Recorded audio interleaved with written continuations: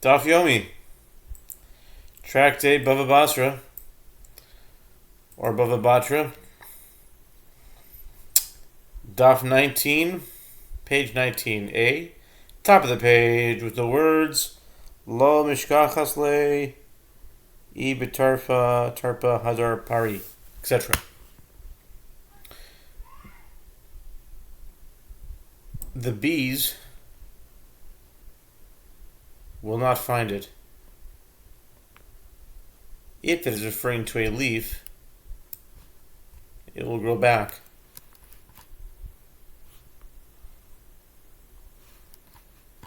The Mishnah teaches, nor may one set up a launderer's pond near his neighbor's wall unless he distances it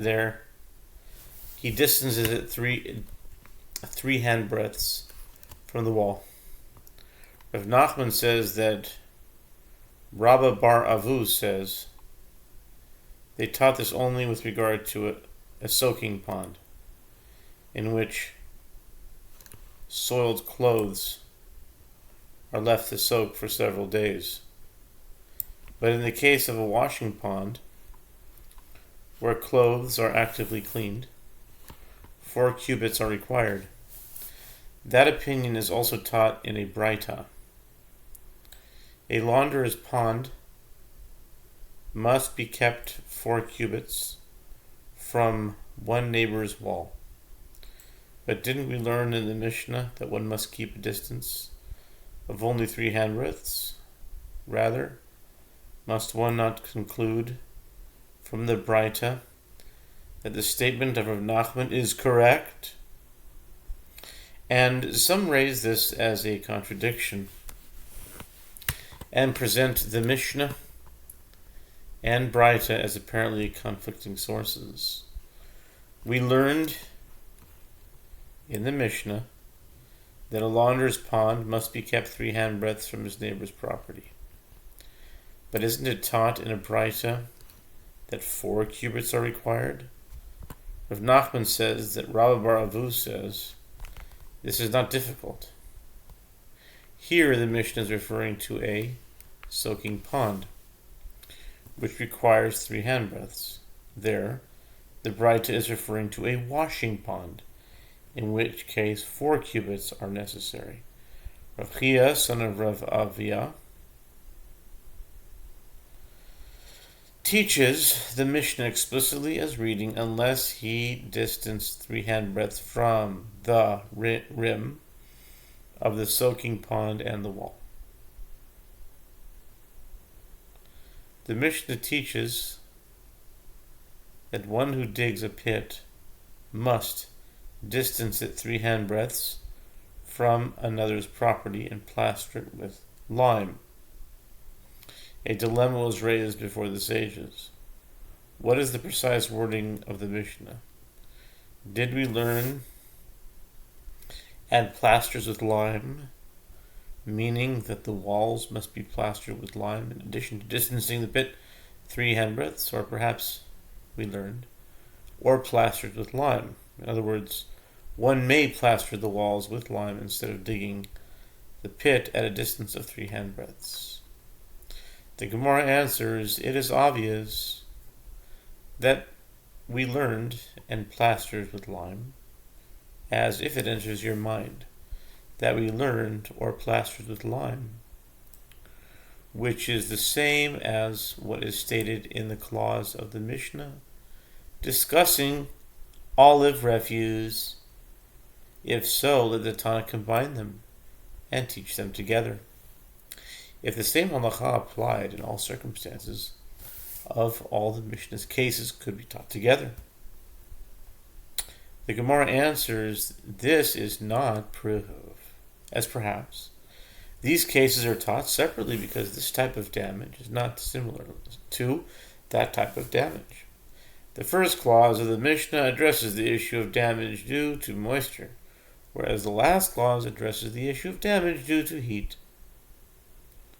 Tashema, Rabbi Yehuda Omer Salah, Haba b'yadayim, Zechel v'bora mikan, Zechel v'bora mikan.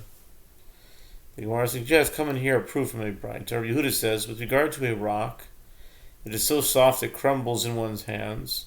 This one digs his pit from here, on his property, and that one digs his pit from there. This one distances his pit 3 handbreadths and plasters with lime, and that one distances his pit 3 handbreadths and plasters with lime. The Gemara analyzes this ruling.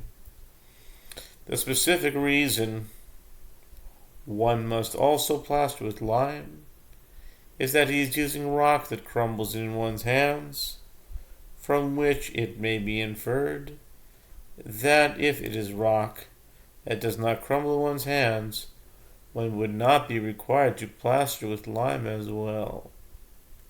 The Gemara answers, one could say that the same is true. In other words, that even though he is using rock that does not crumble in one's hands, he must also plaster with lime. And it was necessary for the Tana to mention the case of rock that crumbles in one's hands, as it might enter your mind to say that since it crumbles in one's hands, let us require a greater distance. Therefore, the Tana teaches us that this is not the case.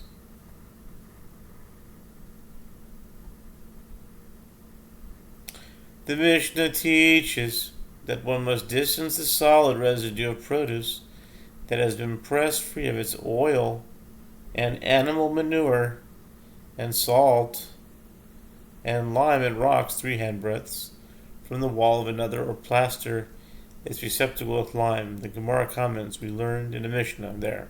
Shabbat 47b.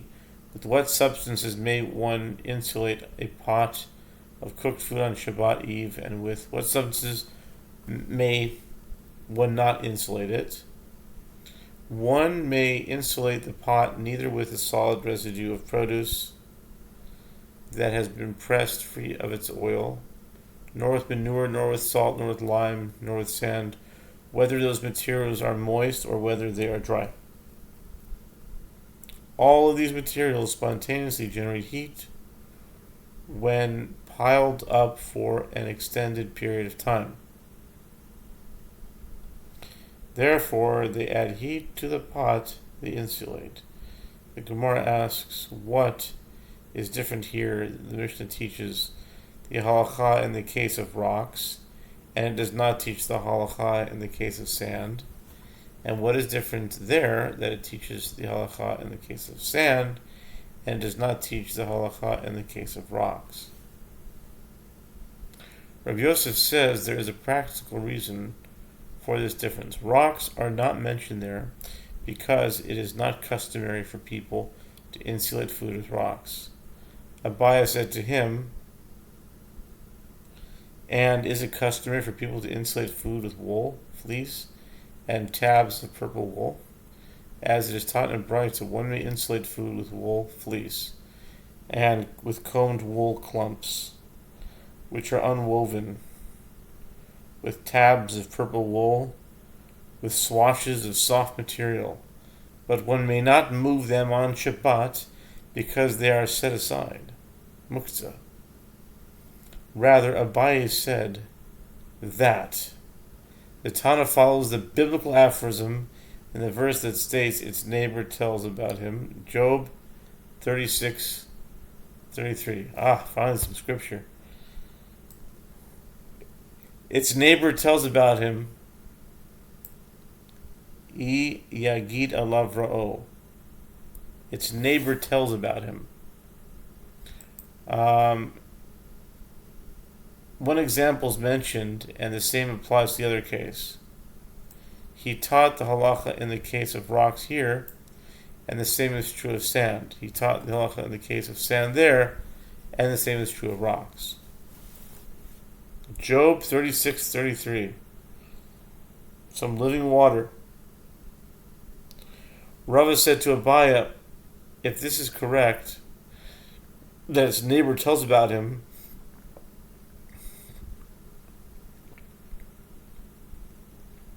let him teach the halacha of all these examples in one case. And let him teach the halacha of just one in the other. And it can be said the same is true with regard to the others. Yagid alav re'o. Should probably calculate that one. Yagid alav re'o. 419. His neighbor tells about him. It's Ani Mashiach.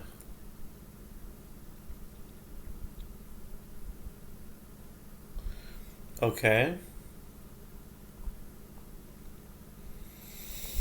Amar Rava says, Hasamayinu taima delokatani slaim. Brother Rava said,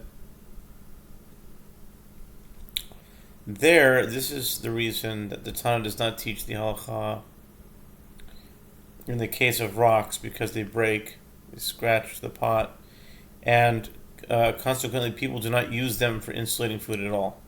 Here, this is the reason that the Tana does not teach the halacha in the case of sand, because it heats hot items and cools cold items, and therefore it does not cause any damage to the wall. The Gemara asks, Rabbi Yehoshua taught in a Braita. How are we doing on time here? Okay. Wow. I was doing 2 of these a day. Can you imagine? The Gemara asks, Rabbi Yehoshua taught in a Braita that one must distance sand from his neighbor's wall. The Gemara answers there, it is referring to damp sand, which must be kept at a distance due to its moisture. The Gemara challenges, let the Tana of our Mishnah also teach the halacha in the case of sand, and we will interpret it as referring to damp sand. The Gemara answers, this Tana already taught the case of a water channel, which is a source of dampness, and therefore there was no need to mention damp sand as well. The Gemara rejects this answer. That is incorrect. As is that to say that the Mishnah includes only one example of a source of dampness? Doesn't the Mishnah teach the case of a water channel? And yet it also teaches the example of a launderer's pond. This demonstrates that the Mishnah teaches many cases, despite the similarity between them.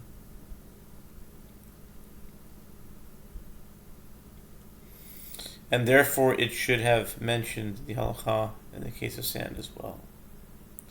The Gemara answers, both of these particular examples are necessary, as had the Tana taught only the case of a water channel, one would have claimed that a distance must be kept because it is fixed. In other words, water constantly passes through it. But with regard to a launderer's pond, which is not fixed, as it sometimes holds water and sometimes does not, one might say that one need not distance it from his neighbor's property.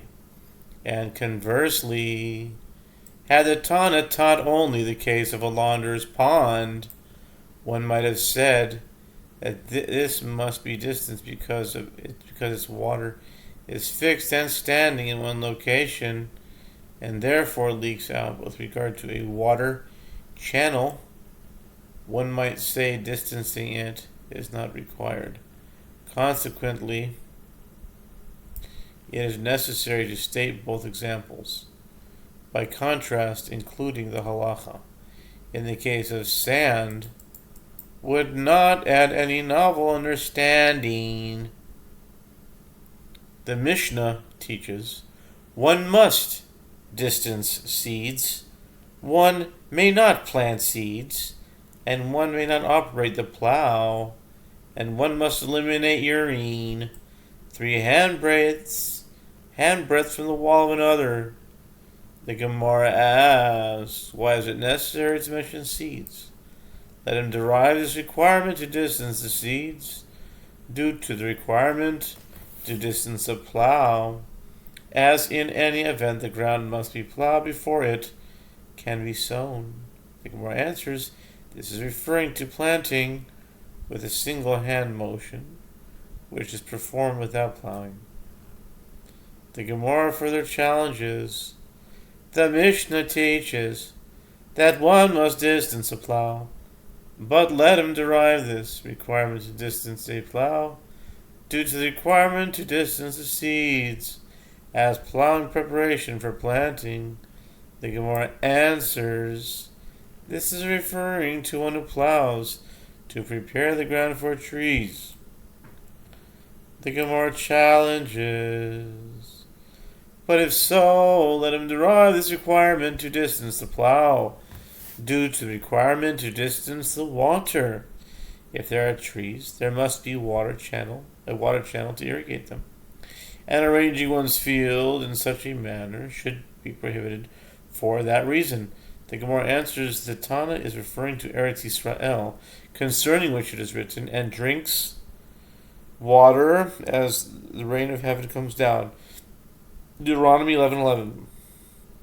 In Eretz Yisrael, water channels were not needed. Lememra Dizraim, the Gemara asks, is this to say that seeds